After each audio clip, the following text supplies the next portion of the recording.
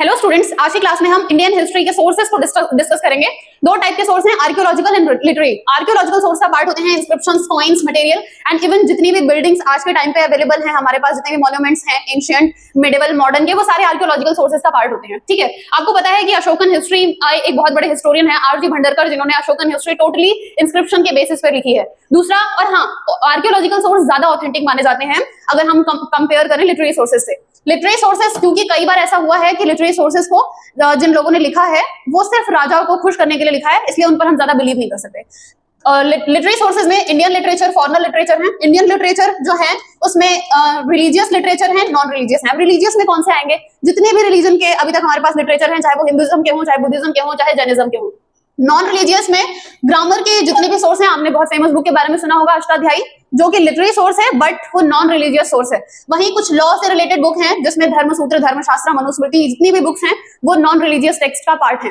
ठीक है, अब हिंदुइज्म से रिलेटेड जो लिटरेचर हैं वो कौन से हैं? बुद्धिज्म से रिलेटेड जो लिटरेचर हैं उनको स्पेसिफिकली त्रिपिटक कहा जाता है। जैनिज्म से रिलेटेड जो हैं उसमें वैसे तो मेन है परिशिष्ट पर्वन, बट जो जैनिज्म के टेक्स्ट हैं उनको अंग कहा जाता है। अगम या फिर अंग दोनों लिखे हुए मिल सकते हैं। एंड हिंदुइज्म से रिलेटेड सोर्स आप सभी को पता होगा, वैदिक लिटरेचर है और जो एपिक्स हैं हमारे महाभारत एंड रामायण। एंड वैदिक में तो सारे वैदिक जितनी भी वैदिक टेक्स्ट हैं, चाहे वो ऋग्वेद हो, चाहे यजुर्वेद हो, चाहे सामवेद हो, चाहे अथर्ववेद हो, ये सारी की सारी हमारी रिलीजियस टेक्स्ट का पार्ट होंगी। आई होप उसके अलावा कुछ फॉरेनर अकाउंट्स हैं जो फॉरेनर्स ने लिखे हैं और उससे हमें इंडियन हिस्ट्री को समझने में हेल्प मिलती है, जिनमें सबसे पहले इंडिया में ग्रीक्स आए थे, उसके बाद रोमन्स एंड चाइनीज। तो ग्रीक्स के मेगास्थनीज की इंडिका बहुत इंपॉर्टेंट बुक है जिससे मौर्यन एम्पायर के बारे में बहुत कुछ पता चलता है।